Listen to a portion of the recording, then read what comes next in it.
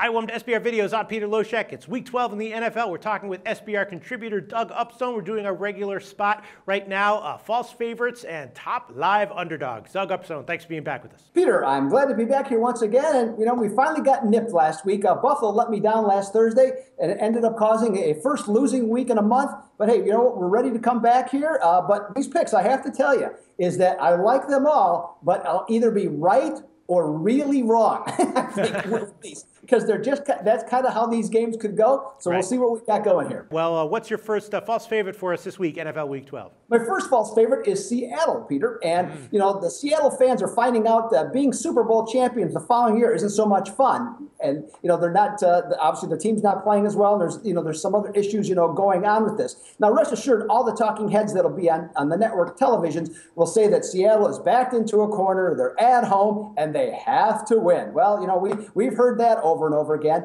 And I'm not saying that Seattle won't win, but I look at Arizona, who has a very good run defense.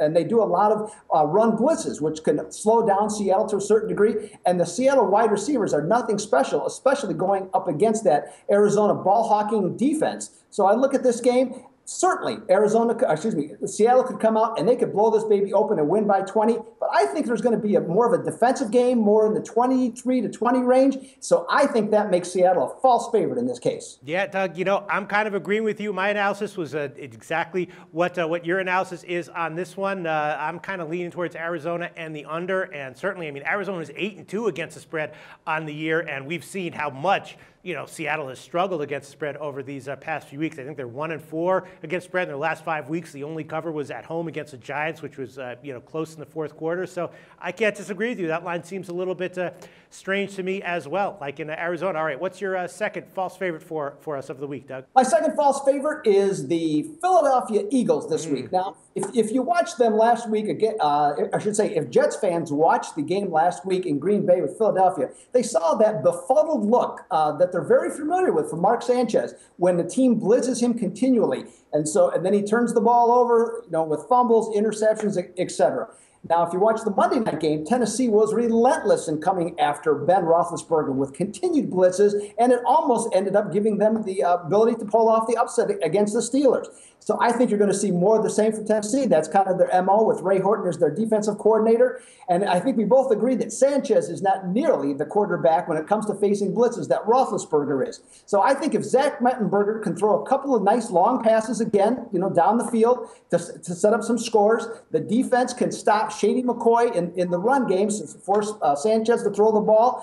I think Philadelphia will win the game, but I think it'll be by less than the 11 points. And let's also not forget, Philadelphia has a Thursday afternoon Thanksgiving game just 5 days later. So I like Philadelphia as a false favorite in this spot. All right, Doug, that was my first thought as well when I saw this line. I thought, man, 11, really, Philly? And in general, I like to fade Philly teams at home as big favorites. So, yeah, that was what I was thinking as well. I was thinking maybe the Monday night shorter week for Tennessee will hurt them, but I don't know. I'm in agreement with you on that one as well. All right, what's your live underdog for us this week? My live underdog is going to be on the New York Jets. Now, 8 years ago, a Michael Vick versus Kyle Orton matchup really probably gets some attraction.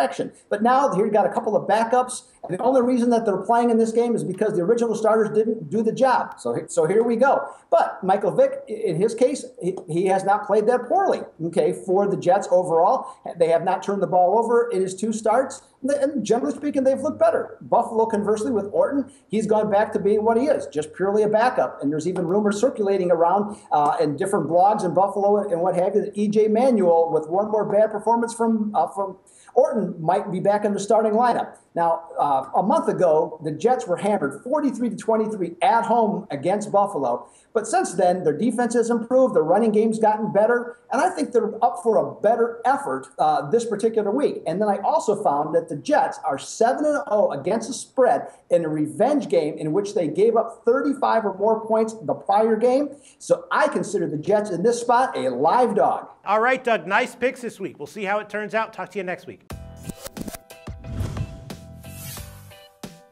The SBR Network offers free sports picks and game breakdowns, big money free betting contests year-round, a real-time Vegas-style odds monitoring service, and much more. So come see for yourself. To stay updated on SBR news and promotions, follow us on Twitter, Facebook and Google+, and do be sure to subscribe to the Sportsbook Review YouTube channel to catch all our daily sports shows.